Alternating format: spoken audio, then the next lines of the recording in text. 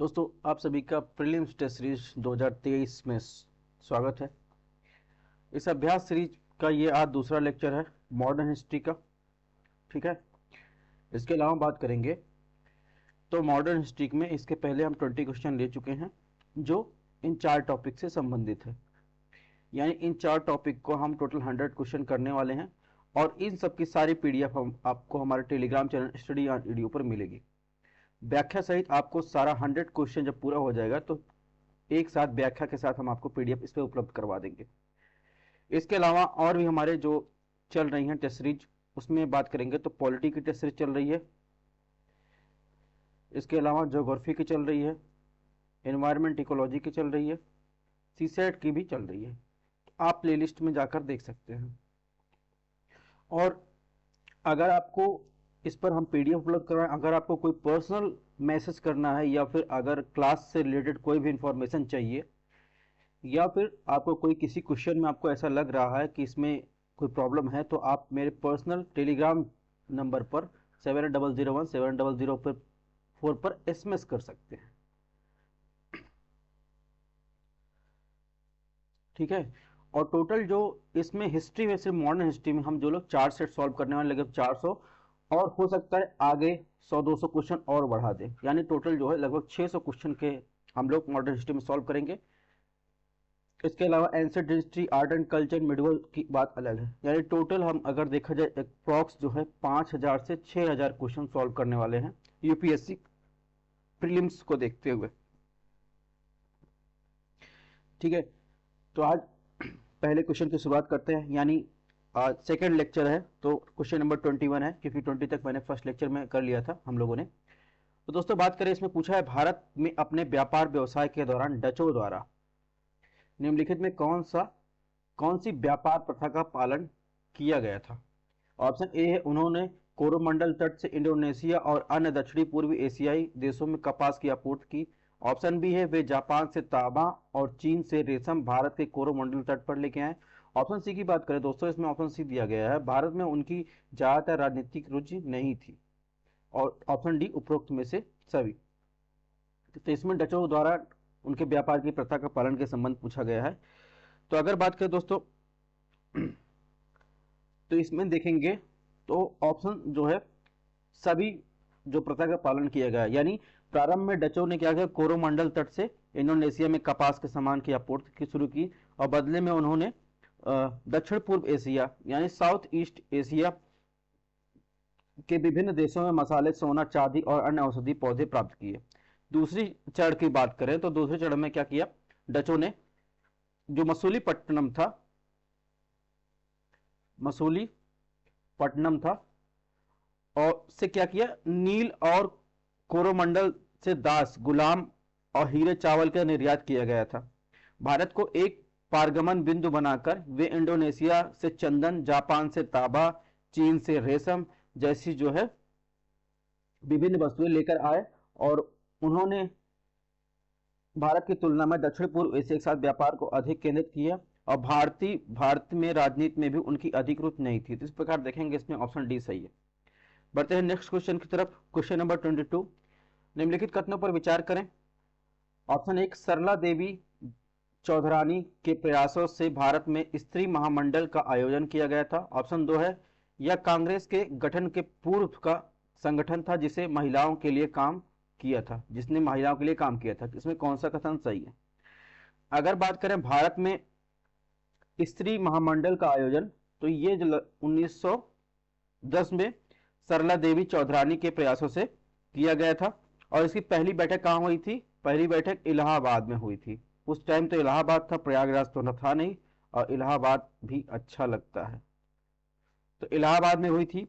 इसे महिलाओं के स्थिति सुधार लाने के उद्देश्य से एक महिला द्वारा स्थापित पहला प्रमुख संगठन था। तो ये भी ध्यान रखिएगा, सरला देवी चौधरानी भारत स्त्री महामंडल जो है महिलाओं के स्थिति सुधार लाने वाला पहला प्रमुख संगठन माना जाता है। इसका उद्देश्य केवल पर्दा प्रथा, महिलाओं के लिए शिक्षा की कमी जैसे सामाजिक बुराइयों को मिटाना था, बल्कि उनका सामाजिक आर्थिक उत्थान भी करना था। तो इस प्रकार देखेंगे ऑप्शन एक सही है। और इसकी बात करेंगे तो कांग्रेस का गठन कब हुआ था, कांग्रेस के गठन से पूर्व का संगठन। तो कांग्रेस का गठन कब हुआ था, कांग्रेस गठन उठा था 1885 में। और ये कब हुआ था? 1910 में। तो 1850 में भारतीय राष्ट्रीय कांग्रेस की पहली बैठक के काफी समय बाद 1910 में इसकी पहले बैठक हुई। कांग्रेस का गठन एक अंग्रेज सिविल सेवक, ये भी एक एक्स्ट्रा इन्फॉर्मेशन आप देख लीजिए, मदद से हुआ, जिसे क्या कहते हैं? ए ओ ह्यूम। ए ह्यूम और ने डब्ल्यू सी बनर्जी की अध्यक्षता में क्या किया? डब्ल्यू सी बनर्जी की अध्यक्षता में जो है, कहा? कलकत्ता, बॉम्बे में पहली बैठक की। ठीक है, इस प्रकार देखेंगे, इसमें पूछा है कौन सा ऑप्शन सही है, तो ऑप्शन एक सही है। अब बढ़ते हैं नेक्स्ट क्वेश्चन की तरफ। तो इसमें अधिनियम और संगठन दिए गए हैं और उसका संबंध व्यक्तित्व दिया गया है। यानी ऑप्शन ए की बात करें, इसमें एज ऑफ कंसेंट अधिनियम दिया गया है और इसका जो संबंध दिया गया बी.एम. मालाबारी, इन व्यक्ति संबंध किए गए। ऑप्शन दो की बात करें, भारतीय महिला विश्वविद्यालय, डी.के. कार्वे। और ऑप्शन तीन की बात करें, महिलाओं के राष्ट्रीय परिषद, रमाबाई रनाडे। और ऑप्शन फोर की बात करें, हिंदू विधवा पुनर्विवाह अधिनियम, विष्णु शास्त्री, पंडित विष्णु शास्त्री। इसमें कौन सा सही सुमेलित है? तो इसमें आपको सुमेलित आपको सही चूज करना। ऑप्शन एक की बात करें तो ऑप्शन एक जो है बी.एम. मालाबारी सही, क्योंकि बी.एम. मालाबारी एक क्या? पारसी सुधारक थे। पारसी सुधारक थे जिन्होंने विधवा पुनर्विवाह, बाल विवाह की उन्मूलन की वकालत की।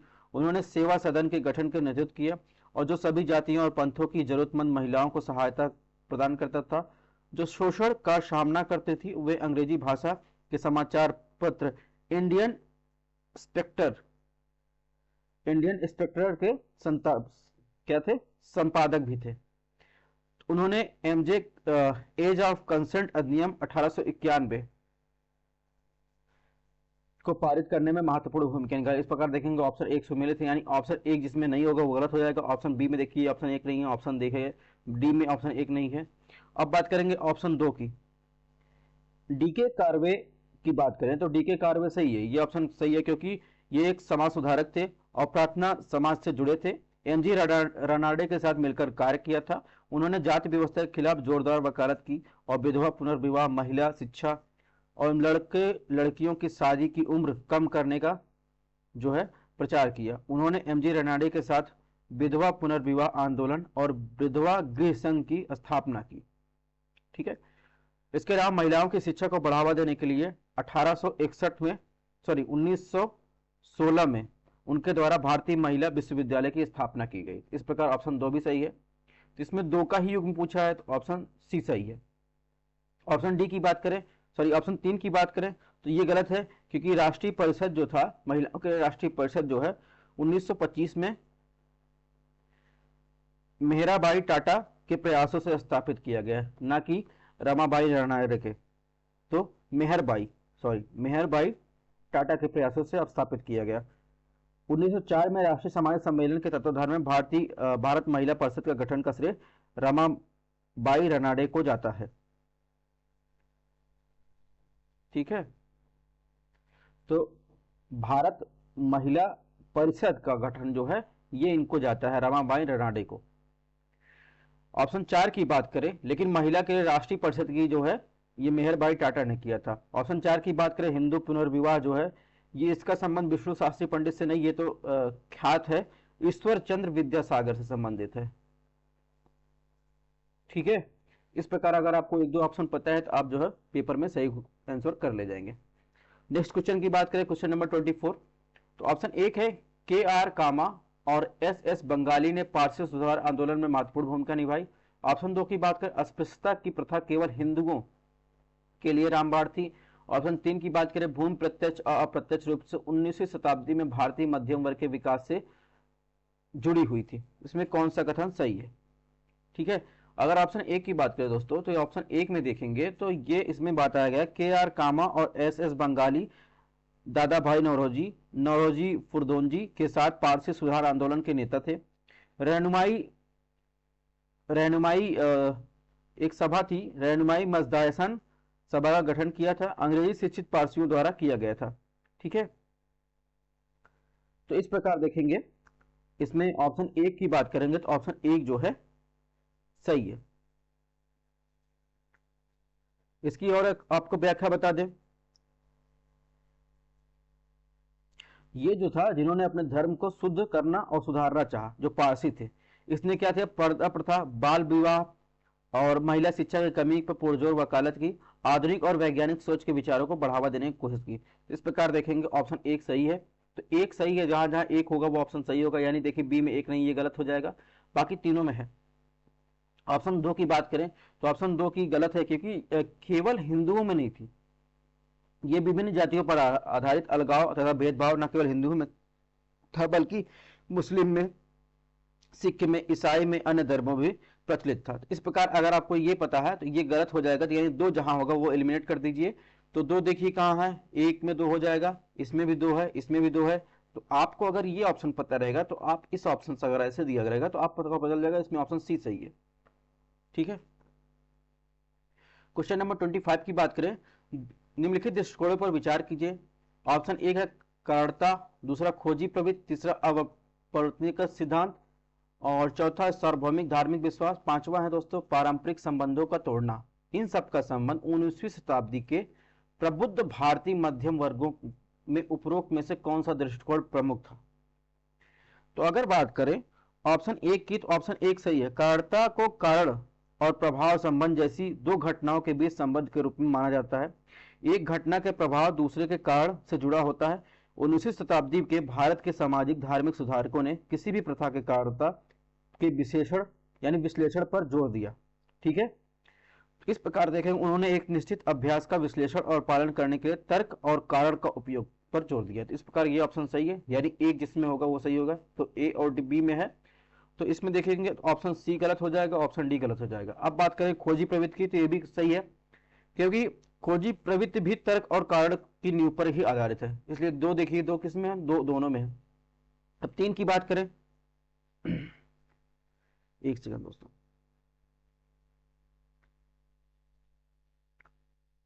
अगर तीन की बात करें तो तीन गलत है, क्योंकि सामाजिक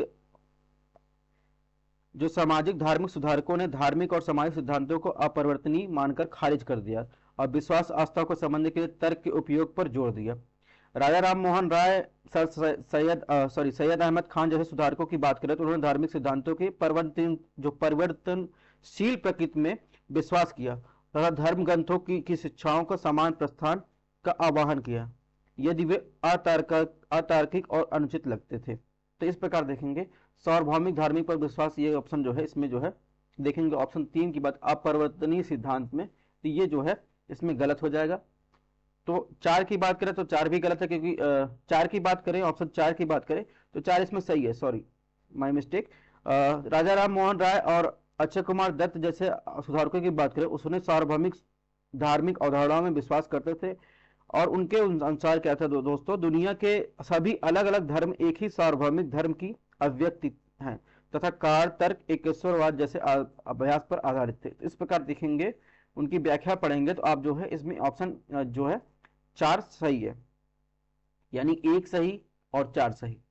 ठीक है। अब देखिए इसमें जो है, इसमें देखिए ऑप्शन एक में क्या है, चार नहीं है, तो इसमें जो है ऑप्शन बी सही हो जाएगा। अब बात करें क्वेश्चन नंबर 26 की, 19वीं सदी के भारतीय समाज के संबंध में निम्नलिखित कथनों पर विचार कीजिए। ऑप्शन एक है समाज में प्रचलित अधिकांश सामाजिक बुराइयों के लिए धर्म प्रेरक शक्ति था। ऑप्शन दो की बात करें, सामाजिक धार्मिक सुधार आंदोलन ने शुरू से ही धर्मनिरपेक्ष दृष्टिकोण को अपनाया। ऑप्शन तीन की बात करें, भारतीय समाज सुधारकों का उद्देश्य पश्चिमी भाषा के माध्यम से केवल पारंपरिक ज्ञान को पुनर्जीवित करना था। इसमें कौन सा ऑप्शन गलत है? तो अगर बात करें दोस्तों ऑप्शन एक की, तो ऑप्शन एक की बात करें, इसमें गलत पूछा है। तो 19वीं शताब्दी में भारतीय समाज के संदर्भ में समाज में प्रचलित अधिकांश सामाजिक बुराइयां के लिए धर्म प्रेरक शक्ति था। ये बात तो सही है, क्योंकि अगर मध्य युगीन काल की बात करें तो इसमें एक मजबूत विचारधारा थी धर्म, इसलिए लोगों का सामाजिक एवं सांस्कृतिक जीवन उनकी धार्मिक प्रथाओं का एक बड़े पैमाने पर प्रकटीकरण था। इसलिए धार्मिक मान्यताओं में सुधार के बिना सामाजिक स्थिति में कोई बदलाव लाना संभव नहीं था। इस प्रकार देखेंगे तो ऑप्शन एक सही है।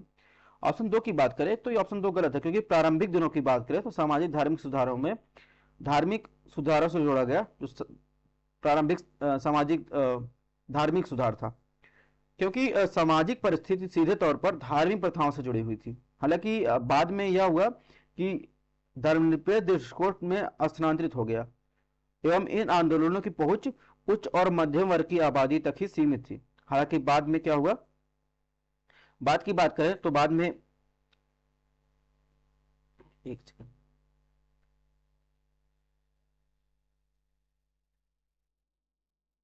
बाद में निचले तबके के वर्ग ने भी अपना रास्ता बना लिया। तो इस प्रकार देखेंगे तो इसमें धर्मनिरपेक्ष दृष्टिकोण की बात तो नहीं है, तो इसमें ऑप्शन ये गलत हो जाएगा, ऑप्शन 3 भी गलत हो जाएगा। तो इसमें जो है 2 और 3 जो है सही है।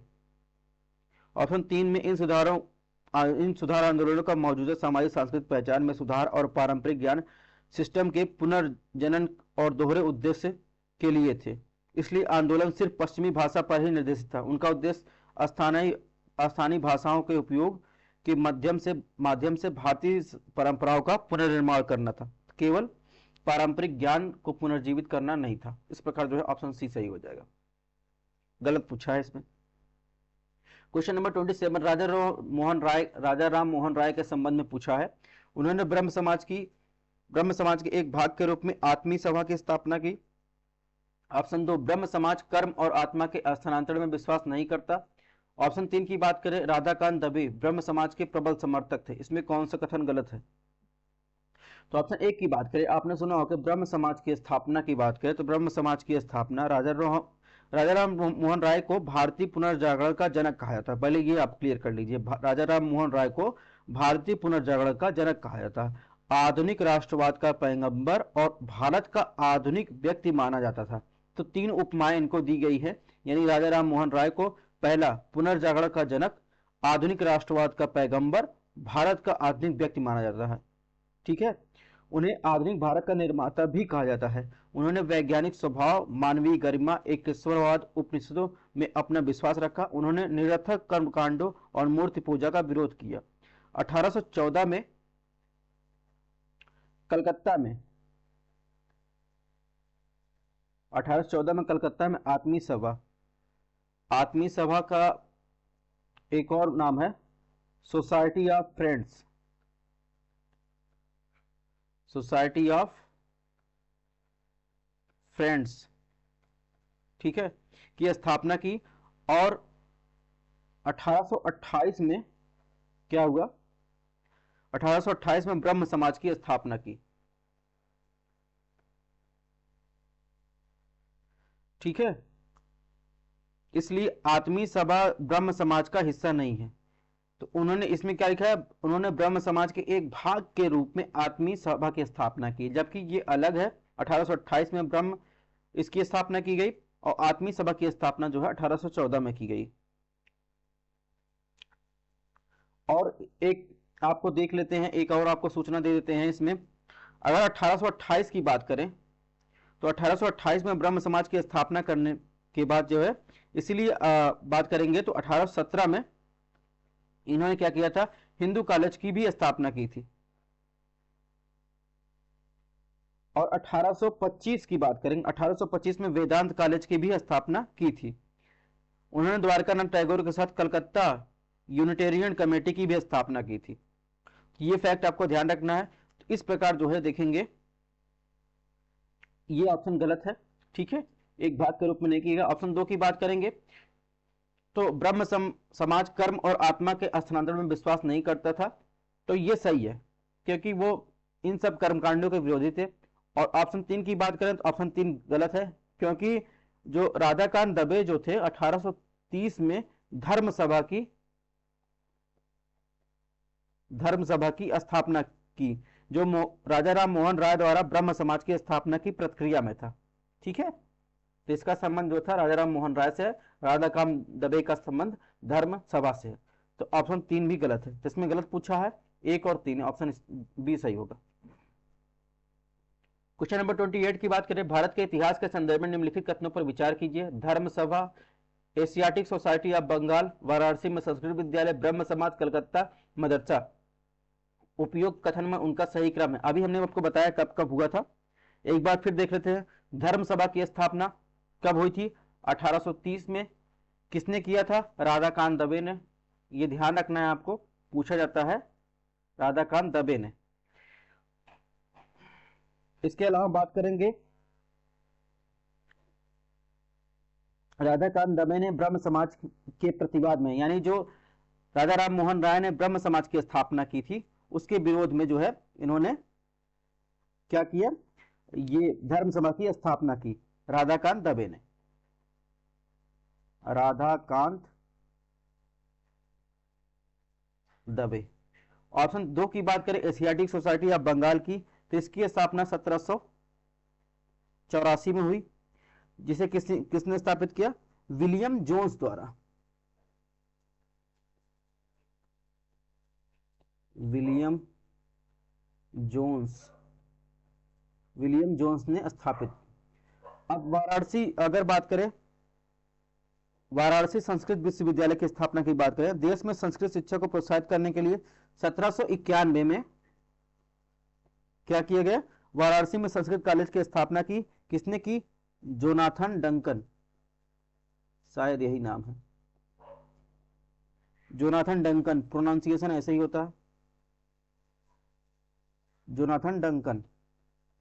ऑप्शन ब्रह्म समाज हमने बताया किसने किया था, ब्रह्म समाज बताया था, देवताओं के समाज की स्थापना, इसे ब्रह्म समाज या देवताओं के समाज की स्थापना का राजा राम मोहन राय ने कब किया था, 1828 में।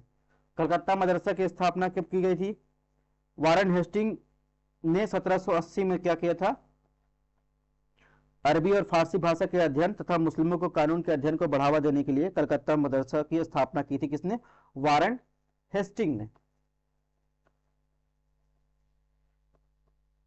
ठीक है, तो इसलिए जो सही क्रम होगा इसमें कौन सा होगा, ऑप्शन ए, 5 2 3 4 1। अब बढ़ते हैं नेक्स्ट क्वेश्चन की तरफ। निम्नलिखित कथनों में कौन सा कथन सही है, भक्ति आंदोलन के प्रभाव हैं। निम्नलिखित कथनों में कौन से भक्ति आंदोलन के प्रभाव हैं। ऑप्शन 1 स्थानीय साहित्य का विकास। ऑप्शन 2 बात करें, हिंदू और इस्लाम धर्म के समीप एक दूसरे की कई सामाजिक प्रथाओं को अपनाया गया। ऑप्शन 3 की बात करें, योग और वेदांत जैसे हिंदू दर्शन का प्रसार। ऑप्शन 4 की बात करें, रूढ़वादी समाज में रूढ़वादिता में कमी आई। तो इसमें जो है नीचे दिए गए कूट का प्रयोग कर उत्तर का चयन करना है। तो भक्ति आंदोलन के प्रभाव को देखना है आपको। ठीक है, क्वेश्चन नंबर 29, तो इसको देखना है आप। चलिए ऑप्शन नंबर बात करें, ऑप्शन ए की बात करें तो भक्ति आंदोलन ने स्थानीय साहित्य के विकास को प्रोत्साहित किया। रामानंद और कबीर ने भक्ति आंदोलन समय, रामानंद इसके अलावा कबीर ने जो उपदेश दिया हिंदी में उपदेश दिया। तो जबकि नामदेव की बात करें, नामदेव ने किसमें उपदेश दिया, मराठी में शिक्षाएं दी। इन संतों के प्रभाव में आकर राजनीति जो नेताओं ने वेदों से लेकर रामायण और महाभारत तक कई महत्वपूर्ण धार्मिक ग्रंथों का अनुवाद हेतु सभाएं आयोजित की। भगवत गीता के उपदेश के रूप में भक्ति योग पर विशेष रूप से कई महत्वपूर्ण टीकाएं लिखी गई। तो इस प्रकार देखेंगे ऑप्शन 1 सही है, तो इसमें सही आपको उत्तर चयन करना है। देखिए ऑप्शन बी में देखेंगे तो इसमें 1 नहीं, ये गलत हो जाएगा, पहले एलिमिनेट कर दीजिए ऐसे ही आंसर को, इस आपको आसान। ऑप्शन 2 की बात करें तो ऑप्शन 2 भी सही है। दोनों धर्मों में के बीच मूलभूत अंतर होने के बावजूद ऐसा एक समय आया जहां संतों द्वारा एक समान ज्ञान और समानता पर प्रकाश डाला गया। उदाहरण की बात करें तो नानक जो थे इस्लाम से अधिक प्रभाव थे, यानी गुरु नानक, सिखों के गुरु नानक जो थे वो इस्लाम से अधिक प्रभावित थे। अतः दोनों धर्म में बहुत समीप आ गए और एक दूसरे से समाहित हो गए, जैसे विभिन्न सामाजिक प्रथाओं से भी स्पष्ट है। उन्होंने धर्म को एक व्यक्तिगत अनुभव बनाया, सभी बाधाओं से परे परमानंद की अनुभूति जगाई जिसमें हर कोई भाग ले सकता था। उन्हें कर्मकांडों को दरकिनार कर दिया जिसमें केवल पुरोहित वर्ग का ही वर्चस्व रहता था। इस प्रकार देखेंगे इसमें ऑप्शन बी भी सही है, यानी 2 भी सही है। तो 2 किस में है, 2 तीनों में है। ऑप्शन 3 को देखते हैं। 3 की बात करें, ऑप्शन 3 भी सही है क्योंकि दीर्घ काल में मेल जोल और एक दूसरे के आपसी प्रभाव का कारण संभव हुआ ऐसा। तो इसके परिणाम से भारतीय दर्शन के कई उत्कृष्ट रचनाओं का मुस्लिम शासकों द्वारा क्या विदेशी भाषा में अनुवाद कराया गया, टीकाएं लिखी गई। तो बात करें मुस्लिम जो उपदेशक थे और संत दोनों योग और वेदांत जैसे हिंदू दर्शन, चिकित्सा, ज्योतिष विज्ञान की ओर आकर्षित हुए। इस तरह देखेंगे हिंदू ने अरबी कैलेंडर अपनाया, तो 3 भी सही है। और 4 की बात गलत है, क्योंकि हिंदू जो रूढ़वादी हिंदू समाज में रूढ़वादिता में कमी है, ये ऑप्शन गलत है। तो 1 2 3 सही है, क्योंकि अगर बात इस्लाम के धर्मांतरण के ने हिंदुओं के रूढ़वादी लोगों में रूढ़वादिता को और मजबूत किया, और अपनी स्थिति को मजबूत करने की दृष्टि से उन्होंने जात नियमों की कठोरता को बढ़ा दिया। इस तरह देखेंगे सबसे प्रसिद्ध विद्वान विजयनगर के माधव और मनु के प्रसिद्ध टीकाकार या समीक्षाकार विश्वेश्वर थे। क्वेश्चन नंबर 30 की बात करें, निम्नलिखित कथनों पर विचार कीजिए। ऑप्शन ए की बात करें, किसी व्यक्ति के बारे में दिया गया है जिसमें माधवाचार्य, रामानुजाचार्य, वल्लभाचार्य, रामानंद है, तो भक्त संत थे, इनके बारे में कुछ व्याख्या दी गई है, आपको बताना है किससे संबंधित है। वह एक तमिल वैष्णव संत थे जिन्होंने श्रीरंगम के एक प्राचीन मंदिर में शिक्षा दी थी। ऑप्शन 2 की बात करें, वह विस्तृत या योग अद्वैतवाद के प्रतिपादक थे। ऑप्शन 3 की बात करें, उन्होंने ब्रह्मसूत्र और भगवत गीता पर भाष्य और वेदांत संग्रह नामक एक पुस्तक लिखी। तो किस भक्त संत की बात कर रहा है, तो इसमें बात कर रहा है रामानुजाचार्य। यानी अगर बात करें रामानुजाचार्य के बारे में, तो 11वीं शताब्दी में एक तमिल वैष्णव संत थे जिन्होंने श्रीरंगम के एक प्राचीन मंदिर में शिक्षा दी। शंकराचार्य के अद्वैत से भिन्न था इनका जो था, उन्होंने विशिष्ट द्वैतवाद या योग अद्वैतवाद का प्रतिपादन किया, जिसके अनुसार किसी व्यक्ति की आत्मा सार्वभौमिक आत्मा का ही हिस्सा होते हुए भी इससे अलग है। उन्होंने भक्ति योग का प्रतिपादन किया, जिसका अर्थ है मुक्ति के साधन के रूप में एक भगवान की भक्ति। मोक्ष का एक अन्य साधन प्रपत्ति मार्ग था, जिसका तात्पर्य स्वयं का परित्याग है, अपनी आत्मा को पूरी तरह से ईश्वर के हाथों में सौंप देना। ठीक है। अगर रामानुजाचार्य के सामाजिक दृष्टिकोण की बात करें तो वो उदार थे और जाति के बंधनों को नहीं मानते थे। उनकी रचनाओं में वेदांत संग्रह नामक एक पुस्तक शामिल है। उन्होंने बद्रायण के ब्रह्मसूत्र और भगवत गीता की टीकाएं भी लिखी। अब बात करते हैं माधवाचार्य के बारे में, इसी टाइम बात कर लेते हैं। माधवाचार्य जो थे वो 13वीं शताब्दी में शंकराचार्य के अद्वैतवाद दर्शन से भिन्न कौन सा दर्शन दिया माधवाचार्य ने? द्वैतवाद। ठीक है। और रामानुजाचार्य ने कौन सा दर्शन दिया था? विशिष्ट द्वैतवाद। ठीक है। इन्होंने द्वैतवाद दिया, इन्होंने क्या दिया? विशिष्ट द्वैतवाद। तो अद्वैतवाद किसने दिया था? अद्वैतवाद दिया था शंकराचार्य ने। ये ध्यान रखिएगा, ये भी पूछ लेता है। अद्वैतवाद कौन दिया था? अद्वैतवाद दिया था शंकराचार्य ने। तो माधवाचार्य ने द्वैतवाद, विशिष्ट द्वैतवाद रामानुजाचार्य ने। माधवाचार्य की बात करें तो उनके अनुसार ब्रह्मांड को 2 भागों में विभाजित किया जाता है द्वैतवाद के अनुसार, यानी एक स्वतंत्र अर्थात स्वतंत्र सत्ता और परतंत्र यानी आश्रित सत्ता है। अब वल्लभाचार्य की बात करें तो वल्लभाचार्य जो है 15 से 16वीं शताब्दी में एक तेलुगु वैष्णव संत थे। उन्होंने शुद्ध द्वैतवाद दिया। शुद्ध द्वैतवाद, शुद्ध द्वैत दर्शन को प्रतिपादन। इनके अनुसार क्या है? ईश्वर एक है और सर्वशक्तिमान और सर्वज्ञ है। ब्रह्मांड में जो कुछ भी रहा है वह उसकी वजह से ईश्वर की महिमा पर निर्भर करता है। और वल्लभ की शिक्षाओं को पुष्टि मार्ग या अनुग्रह का मार्ग के रूप में भी जाना जाता है। विजयनगर के राजा श्री कृष्णदेवराय के समकालीन थे। कभी कभी पूछा जाता है कि कौन से राजा का नाम दे देगा और उनके समकालीन कौन थे, ये पूछेगा। तो वल्लभाचार्य किसके समकालीन थे? वल्लभाचार्य विजयनगर साम्राज्य के राजा जो थे। विजयनगर साम्राज्य के राजा कौन थे? कृष्णदेवराय। तो कृष्णदेवराय के समकालीन थे। रामानंद की बात करें तो रामानंद भक्त संतों में हिंदी के उपदेश देने वाले पहले संत थे। वे महिलाओं को अपने शिष्य के रूप में स्वीकार करने वाले पहले संत थे। इन्होंने राम सीता की पूजा के माध्यम से उत्तर भारत में भक्ति आंदोलन की शुरुआत की। तो इस प्रकार इसमें ऑप्शन बी सही है। बाकी आपकी व्याख्या हम आपको पीडीएफ में दे देंगे 100 क्वेश्चन पूरा होने पर। क्वेश्चन नंबर 31 की बात करें तो इसमें लिखा है कर्नाटक में वीर शैव आंदोलन के संदर्भ में विचार करना है आपको। इसे लिंगायत आंदोलन के रूप में जाना जाता है और लिंगायतों ने कठोर एकेश्वरवाद का पालन किया। ऑप्शन 2 की बात करें, लिंगायत बसवेश्वर के अनुयायी हैं। जिन्होंने लोकतांत्रिक मूल्यों का प्रचार किया और महिलाओं के प्रति दुर्व्यवहार का विरोध किया। ऑप्शन 3 की बात करें, केंद्र सरकार ने लिंगायतों को अलग धर्म का दर्जा दिया है। इसमें कौन सा कथन सही है? वीर शैव आंदोलन के बारे में आपको पूछा गया है इसमें। तो ऑप्शन ए की बात करें, इसे लिंगायत आंदोलन के रूप में जाना जाता है और लिंगायतों को कठोर एकस्वरवाद का पालन किया। तो ऑप्शन एक सही है, ठीक है। एक जहां होगा वो ऑप्शन सही होगा, यानी सी में एक ऑप्शन नहीं गलत हो जाएगा। और इस आंदोलन को जो है बात करें और व्याख्या की बात करें, इसका नेतृत्व जो है कर्नाटक के बसवा यानी बसवेश्वर ने किया था, जो कलचुरी शासक के दरबार में मंत्री थे। उनके अनुयायी जो थे लिंगायत और वीर शैव के रूप में जाने जाते थे। वीर शैव मूर्ति पूजा, जाति भेद और ब्राह्मणवादी वर्चस्व, महिलाओं के प्रति दुर्व्यवहार के खिलाफ थे। कथन 2 की बात करें तो लिंगायत बसवेश्वर के अनुयायी थे, अभी बताया, जिन्होंने लोकतांत्रिक मूल्यों का प्रचार और महिलाओं के प्रति दुर्व्यवहार का विरोध किया। ये ऑप्शन सही है।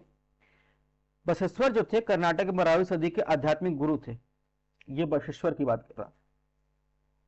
ऑप्शन 3 की बात करें तो ऑप्शन 3 गलत है, क्योंकि कर्नाटक सरकार ने नागमोहन समिति की सिफारिश पर लिंगायतों को अल्पसंख्यक का दर्जा दिया, अलग धर्म नहीं, और कर्नाटक सरकार की सिफारिश पर।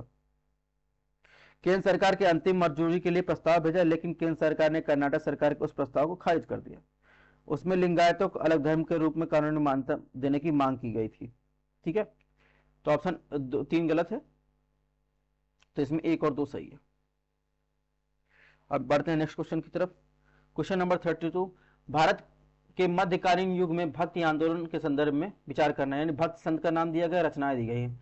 शंकर देव का संबंध संकीर्तन से, बासावन का संबंध अभंग से और लाल ठेड़ का संबंध वाक से है। सही सुमेलित है। तो बात करेंगे ऑप्शन जो है 1 की, तो ऑप्शन 1 गलत है, क्योंकि शंकर देव जो थे 15वीं शताब्दी के दौरान एक असमी संत थे और सामाजिक धार्मिक सुधार थे। इन्होंने क्या थे, बोर गीत, नाट्य प्रदर्शन, अंकिया नाट, भावना, नृत्य सत्रिया नामक संगीत के नए स्वरूप प्रदान किए। इनकी साहित्यिक भाषा ब्रजावली थी। 14वीं शताब्दी में सूफी संत तल्लपका अन्नामाचार्य की संकीर्तन नामक रचना में सर्वप्रथम ज्ञात संगीत के प्रतिनिधित्व करती हैं। इस प्रकार ऑप्शन 1 जो है गलत है। ऑप्शन 2 की बात करें तो ऑप्शन 2 भी गलत है, क्योंकि बसावन कर्नाटक 12वीं शताब्दी के दार्शनिक थे और कन्नड़ कवि थे। अपनी कविता के माध्यम में सामाजिक जागरूकता फैलाई, जिसने जो है वचनाज नाम से जाना जाता। महाराष्ट्र के संत तुकाराम ने अभंग रूप में कविता की रचना की। अभंग किसका संबंध है? अभंग जो है महाराष्ट्र के कवि संत तुकाराम ने जो है अभंग की रचना की। ऑप्शन 3 की बात करें तो लाल डेढ़ सही है, क्योंकि लाल डेढ़, जिसे लालेश्वरी नाम से भी जाना जाता है, कश्मीरी रहस्यवादी थे। वह वत्सुन या वाक नाम के हास्यवादी कविता की एक शैली की रचना की थी। इस प्रकार देखेंगे ऑप्शन 3 इसमें सुमेलित है। नेक्स्ट क्वेश्चन नंबर 33 की बात करें, भारत में भक्ति आंदोलन के संदर्भ में नीचे दिए गए कथनों में सही कथन चूज करिए। ऑप्शन ए की बात करें, मध्यकालीन भारत के भक्ति आंदोलन ने सूफी संतों के विचारों से प्रेरणा ली। ऑप्शन 2 की बात करें, रामानुजाचार्य का सगुण ब्राह्मण का दर्शन शंकराचार्य द्वारा दिए गए दर्शन से समान था। ऑप्शन 3 की बात करें, निजामुद्दीन औलिया सूफीवाद के सोहरावादी संप्रदाय से संबंधित थे। तो इसमें सही कथन आपको चूज करना है। अगर बात करें भारत में भक्ति आंदोलन के संदर्भ में नीचे दिए गए कथनों की बात करें, जो 3 कथन दिए गए हैं, अगर दोस्तों ऑप्शन 1 की बात करें तो इस्लाम के विचार जैसे एकेश्वरवाद, समानता और बंधुत्व, वर्ग विभाजन की अस्वीकृति और धर्म अनुष्ठान मध्यकालीन भारत में भक्ति आंदोलन के पीछे महत्वपूर्ण प्रेरणा शक्ति थे। इसलिए भक्ति आंदोलन सीधे जो है सूफी संतों के विचारों से प्रेरित थे। ख्वाजा मोइनुद्दीन चिश्ती की बात करें, निजामुद्दीन औलिया जैसे सूफी संतों की बात करें, तो रामानंद कबीर आदि जैसे संतों भक्ति सुधारकों को प्रत्यक्ष रूप से प्रेरित था। इस प्रकार देखेंगे ऑप्शन 1 सही है। भारत में भक्ति आंदोलन ने सूफी संतों को विचार प्रेरणा की। ऑप्शन 2 की बात करें, ऑप्शन 2 गलत है, क्योंकि भक्ति आंदोलन जो था 9वीं शताब्दी से में केरल के एक सुधारक शंकर द्वारा शुरू किया गया। एक हिंदू पुनरुत्थानवादी आंदोलन था। उन्होंने अद्वैत या अद्वैतवाद की अवधारणा दी, जिसने पदार्थ और ईश्वर की एकता पर बल दिया। उन्होंने निर्गुण ब्रह्म का उपदेश दिया जिसने ईश्वर के निराकार स्वरूप का चित्रण किया। दूसरी ओर अगर रामानुज सगुण ब्रह्म में विश्वास करते थे, जो मानते थे कि ईश्वर निराकार रूप में है, सॉरी, ईश्वर आंतरिक पदार्थ है जबकि पदार्थ ईश्वर का गुण है। इस प्रकार देखेंगे तो ऑप्शन 2 जो है गलत है।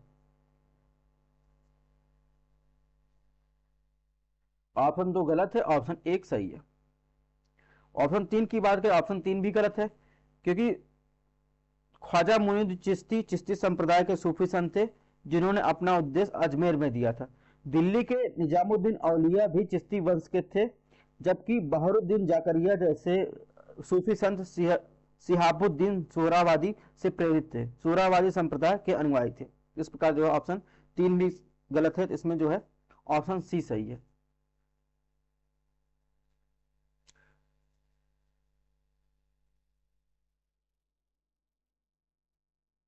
बढ़ते हैं नेक्स्ट क्वेश्चन की तरफ। क्वेश्चन नंबर 34, सूफी आंदोलनों के संदर्भ में निम्नलिखित कथनों पर विचार कीजिए।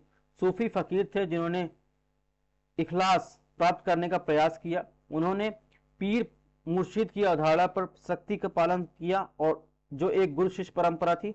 ऑप्शन 3 की बात करें, वे इनाम प्राप्त करने वालों में से एक थे। ऑप्शन 4 की बात करें, सभी सूफी संतों में समान विशेषता शरिया की स्वीकृत थी।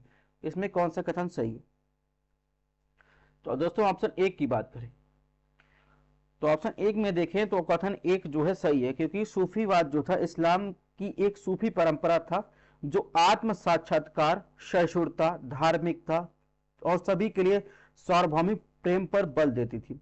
सूफी लोग फकीर या गरीब आदमी होते थे जिन्होंने इखलाक नामक शुद्धता के उच्चतम स्वरूप को प्राप्त करने का प्रयास किया। उनका अंतिम उद्देश्य था ईश्वर के साथ समाहित होना। उन्होंने इस बात पर बल दिया कि मानवता से प्रेम ईश्वर के लिए प्रेम है, यानी अगर आप मानवता से प्रेम करेंगे तो आप ईश्वर से प्रेम करते हैं। इस प्रकार जो है ऑप्शन 1 सही है। इसमें सही पूछा है तो जिसमें 1 होगा वो सही होगा, यानी बी में 1 नहीं, ये गलत हो जाएगा। ऑप्शन 2 की बात करें तो ये भी सही है कि उन्होंने पीर मुर्शिद की अवधारणा का सख्ती से पालन किया जो एक गुरु शिष्य परंपरा थी। ऑप्शन 3 की बात करें तो ये भी सही है, सूफी संत जो है शासकों द्वारा पूजनीय होते थे, इनाम और भूमि अनुदान प्राप्त करने वाले में से एक थे। ऑप्शन 4 की बात करें, सभी सूफी संतों में सामान्य विशेषता शरिया की स्वीकृत थी। तो इस प्रकार ये ऑप्शन गलत है, क्योंकि सूफियों के जो है बेशरा में विभाजित किया जाता था, जो शरिया कानून में विश्वास नहीं करते थे, जबकि बाशरा शरिया कानून के पक्ष थे। यानी बेशरा जो थे वो शरिया कानून विश्वास नहीं करते थे, जबकि बाशरा जो थे वो शरिया कानून के पक्ष में थे। इसलिए सभी सूफियों को शरिया कानून के अनुयायी नहीं थे। चिश्ती, सोहरावादी, फिरदौसी, कदारिया, नक्शबंदी आदि महत्वपूर्ण लोग थे जो बाशराओं को आगे चलकर सिलसिले में संगठित किया और बेशरा पथिक थे और आमतौर पर मस्त कलंदर या बाबा के रूप में जाने जाते थे। तो इस प्रकार देखेंगे इसमें कौन सा ऑप्शन सही है। 1 2 3 कहां है? ऑप्शन सी में। क्वेश्चन नंबर 35 की बात करें तो औरंगजेब सभी सूफी संप्रदायों का विरोध था। और ऑप्शन 2 की बात करें, चिश्ती संप्रदाय का दर्शन वेदांत के समान था। इसमें कौन सा कथन सही है? ऑप्शन 1 की बात करें तो यह गलत था, क्योंकि औरंगजेब एक रूढ़वादी सुन्नी मुसलमान था और सिया और गैर मुसलमानों के प्रति असहिष्णु था। वह बाशरा सूफीवाद के नक्शबंदी सिलसिला का अनुयायी था। ऑप्शन 2 की बात करें तो यह सही है, अजमेर में खानखा में ख्वाजा मुइनुद्दीन चिश्ती द्वारा चिश्ती संप्रदाय की स्थापना की गई थी और जो सभी सूफी संप्रदायों में से एक अधिक लोकप्रिय हुआ, साथ ही समाज के गरीब वर्ग के हित के लिए कार्य करता था। चिश्ती संप्रदाय का दर्शन वहदत उल वजूद या पंथी अद्वैतवाद की अवधारणा पर आधारित था जो वेदांतिक दर्शन के समान है। इस प्रकार देखेंगे इसमें ऑप्शन बी सही है। क्वेश्चन नंबर 36 को देखते हैं। भक्ति आंदोलन के संदर्भ में निम्नलिखित कथनों पर विचार कीजिए। नलियिरा दिब्र प्रबंधम तेवरम क्रमशः नायनर और अलवर की लोकप्रिय रचनाएं हैं। ऑप्शन 2 की बात करें, आर्य शंकराचार्य ने शुद्ध अद्वैत यानी शुद्ध अद्वैतवाद को दर्शन प्रतिपादित किया। ऑप्शन 3 की बात करें, सूरदास सगुण दर्शन शास्त्र से संबंधित थे और वल्लभाचार्य के शिष्य थे। और इसमें कौन सा कथन गलत है? तो ऑप्शन एक की बात करें, भक्ति आंदोलन के संदर्भ में बात करें तो ऑप्शन एक गलत है। दक्षिण भारत में भक्ति आंदोलन को दो समूह में विभाजित किया गया था। नायनर नायनर नायनर का मतलब क्या होता था? अर्थात ऐसे लोग जो भगवान शिव के उपासक थे, भक्त थे। इसके अलावा अलवर, अलवर में किसके भक्त थे? ये भगवान विष्णु के उपासक थे। ठीक है, दक्षिण भारत में भक्ति आंदोलन को नायनर और अलवर में विभाजित किया गया था।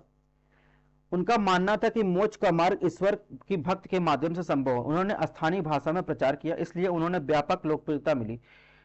तो जो इसमें ऑप्शन दिया गया, नलिरा दिव्य प्रबंधम वैष्णव संतों और अलवरों की कृति है। ठीक है, तो ये अलवरों की कृति है। इसकी रचना 12 अलवरों ने की थी। इसके अलावा तेवरम शैव नारायण की कृति है। तो इसमें जो है क्रम उल्टा दिया गया है, इस प्रकार ये ऑप्शन गलत है। ऑप्शन दो की बात करें, ये भी गलत है, क्योंकि आदि शंकराचार्य ने अद्वैतवाद या अद्वैतावाद की दर्शन का प्रतिपादित किया, जबकि वल्लभाचार्य ने शुद्ध अद्वैतवाद या अद्वैतवाद का प्रतिपादन किया, जिसके अनुसार ईश्वर के प्रति गहरे प्रेम की मोक्ष की प्राप्ति संभव है। तो इस प्रकार ऑप्शन दो भी गलत है। ऑप्शन तीन की बात करें, ऑप्शन तीन सही है, क्योंकि सूरदास वल्लभाचार्य के शिष्य थे और सगुण विचारधारा के संबंधित थे। वह भगवान कृष्ण के भक्त थे, उन्होंने सूर सागर की रचना की। तो इसमें गलत पूछा है, एक और दो गलत है। क्वेश्चन नंबर 37 की तरफ बढ़ते हैं। देखते हैं, भक्तकालीन संत का नाम दिया है, दर्शन दिया है, अभी हमने बताया, इसके पीछे सॉल्व कर फिर से देख लेते हैं। रामानुजन का संबंध विशिष्टाद्वैतवाद से, माधवाचार्य तत्ववाद से, निम्बकाचार्य पुष्टि मार्ग, एकनाथ अभंग से। तो सही सुमेलित कौन से हैं ये आपको देखना है। अभी हमने बताया ऑप्शन एक तो सही है, क्योंकि विशिष्ट द्वैतवाद से रामानुजाचार्य का संबंध है, जो तमिलनाडु के एक भक्त संत थे, जिन्होंने वेदांत के तहत विशिष्टाद्वैतवाद दर्शन दिया था। ठीक है, दो की बात करें, माधवाचार्य जो थे वो द्वैतवाद या तत्ववाद से संबंधित थे, उनका दर्शन का प्रतिपादन किया था। उनका मानना था आत्मा और पदार्थ दोनों अलग अलग है। इस बार देखेंगे ये भी ऑप्शन सही है। तो एक और दो का कॉम्बिनेशन मिल गया। फिलहाल देख रहे हैं निम्बकाचार्य के बारे में बात करें तो निम्बकाचार्य जो थे वो द्वैत अद्वैत के दर्शन के प्रतिपादन किया था, जो निर्बाक संप्रदाय की स्थापना की थी। तो इस प्रकार ये गलत है। इसके अलावा वल्लभाचार्य उत्तर भारत में वैष्णववाद के पुष्टि मार्ग के जो है संप्रदाय के संस्थापक थे। इनके जो संबंध किससे थे? वल्लभाचार्य से था। अभंग का संबंध था, तुकाराम बिठोवा के सेवक थे, अभंग नामक धार्मिक कविता लिखी थी। ठीक है, और अगर वहीं एकनाथ की बात करें तो एकनाथ जो थे वो वारकारी संत थे, सूफी रहस्यवाद और वेदांत दर्शन से भी प्रभावित थे। उनका प्रसिद्ध काम था एकनाथी भागवत, यानी भगवत गीता पर एक टिप्पणी। क्वेश्चन नंबर 38 को देखते हैं। सूफीवाद के संदर्भ में खानखा शब्द का अर्थ है। ऑप्शन ए, सूफी संतों की सभा का स्थान जहां बीमार व्यक्तियों का उपचार किया जाता था। ऑप्शन बी, सूफी संतों की शिक्षाओं का संकलन। ऑप्शन सी, सूफीवाद का एक आदेश। ऑप्शन डी, सूफी संत की कब्र पर तीर्थ यात्रा का अभ्यास। इसमें पूछा सूफीवाद के संदर्भ में खानखा का अर्थ, तो इसमें देखेंगे ऑप्शन ए सही है। जो सूफीवाद धर्म के संप्रदाय के संदर्भ में खानखा शब्द का अर्थ है। सूफी संतों ने अपनी सभाएं और खानखाओं या धर्मशालाओं की आयोजित किया। यही खानखा का मतलब क्या हो जाएगा? धर्मशाला, आपको याद रखना हो। तो इसका संबंध था, ये एक सभा का स्थान था जहां बीमार व्यक्तियों का उपचार भी किया जाता था। इसके अलावा भी कार्य होते थे। तो जहां पर शाही कुलीन वर्ग के सदस्य सहित सभी जाति के भक्त जो है सामान्य वर्ग लोग इन खानखाओं में आते थे। वे आध्यात्मिक मामलों पर चर्चा करते थे, अपनी सांसारिक समस्याओं के समाधान हेतु संतों का आशीर्वाद मांगा करते थे। इस प्रकार संगीत नृत्य सत्रों में भाग लिया जाता था। आमतौर पर सूफी आचार्यों को चमत्कारी शक्तियों का स्वामी मानते थे, जिनके माध्यम से वह दूसरे लोग बीमारियों और परेशानियों को छुटकारा पाते थे। और बात करें, जब शेख गुरु की मृत्यु हो गई तो उनका मकबरा दरगाह, दरगाह एक फारसी शब्द है जिसका अर्थ है दरबार, उनके अनुयायियों ने भक्ति का केंद्र बन गया। इसने जो है उनकी कब्र पर तीर्थ यात्रा या जियारत, जियारत का अर्थ है तीर्थ यात्रा, मकबरा का अर्थ होता है दरबार, ये भी ध्यान रखिएगा। और बताया ना, खानका का अर्थ है धर्मशाला, के प्रथा को प्रोत्साहित किया, विशेष रूप से उनकी पूर्ति पर उर्स के अवसर पर मनाया जाता है। अब बात करेंगे क्वेश्चन नंबर 39। निम्नलिखित कथनों पर विचार कीजिए। ऑप्शन एक है, उन्होंने धार्मिक कृतियों साहित्य लहरी की रचना की। वह असम के शंकर देव के समकालीन थे। वे दक्षिण भारत के वल्लभाचार्य के शिष्य थे। निम्नलिखित कथनों में कौन सा भक्ति संत उपरोक्त कथन से संबंधित है? तो इसमें देखेंगे, सूरदास जो थे वो वल्लभाचार्य के शिष्य थे, अगर आपको पता चल जाए तो ऑप्शन एक जो है सी सुमेलित है। वो शंकर देव के समकालीन थे, उन्होंने साहित्य लहरी नामक रचना की थी।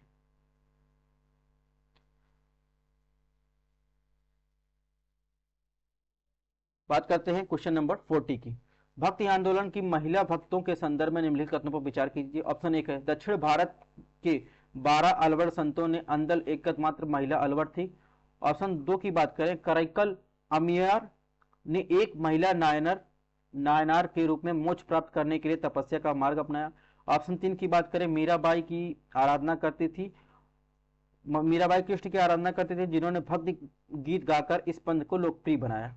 भक्ति आंदोलन में महिला भक्तों की संदर्भ में आपको सही आंसर आपको चूज करना है। तो बात करें ऑप्शन एक की बात करें तो यह भी सही है कि दक्षिण भारत में 12 अलवरों संतों में से अंदल एकमात्र महिला अलवर थी। अंदल खुद को विष्णु विशिष्ट के रूप में मानती थी। उनके छंदों में भगवान विष्णु के प्रति भक्ति प्रेम झलकता था। अंदल की रचनाएं व्यापक रूप से गाई गई और आज भी गाई जाती हैं। ऑप्शन दो की बात करें तो कराईकल अमियर, जिसका अर्थ होता है कराईकल की श्रद्धेय मां, 63 जो नायनमारों में उपस्थित थी 3 महिलाओं में से एक थी। प्रारंभिक तमिल साहित्य में महानतम हस्तियों में से एक थी। उनका जन्म दक्षिण भारत के कराईकल में हुआ। उनकी रचनाओं में नायनर परंपरा जो थी संरक्षित किया गया। इन महिलाओं ने अपने सामाजिक दायित्वों को त्याग दिया, लेकिन किसी भी प्रकार के वैकल्पिक व्यवस्था में शामिल नहीं हुई। उनके अस्तित्व और सामाजिक संरचनाओं ने पितृसत्तात्मक मानदंडों के लिए चुनौती पेश की। तो इस प्रकार जो है ऑप्शन दो भी सही है, एक भी सही है, तीन भी सही है कि चित्तौड़ के सिसोदिया वंश में मीराबाई कृष्ण की बहुत बड़ी भक्त थी, जो सबको पता है। उन्होंने अपने गीत के माध्यम से राजस्थान में अपने पंथ को लोकप्रिय बनाया। इस प्रकार देखेंगे इसमें जो है 1 2 3 सही है। तो दोस्तों आज का ये था 20 क्वेश्चन। इसकी पीडीएफ जो है आपको हमारे टेलीग्राम चैनल study.edu पर मिल जाएगी। यहाँ से स्कैन करके सर्च करके अगर आपको कोई भी प्रॉब्लम आता है एग्जाम से रिलेटेड या टेस्ट सीरीज में, तो आप हमारे पर्सनल नंबर पर मैसेज कर सकते हैं, लेकिन सिर्फ मैसेज टेलीग्राम पर, ठीक है। व्हाट्सएप पर आप, इस पर व्हाट्सएप नहीं है। तो चैनल को अगर आपने अभी तक सब्सक्राइब नहीं किया है, शेयर नहीं किया है, तो शेयर कर दीजिए और लोगों तक, क्योंकि ये टेस्ट सीरीज सिर्फ टेस्ट सीरीज नहीं, हो सकता है कि आपकी सफलता में एक काम करे, कुछ सही मार्ग दिखा सके। तो मिलते हैं नेक्स्ट। इसके अलावा आपको ये भी बता दें कि हमारी और भी टेस्ट सीरीज चल रही है, आप प्लेलिस्ट में जाकर देख सकते हैं।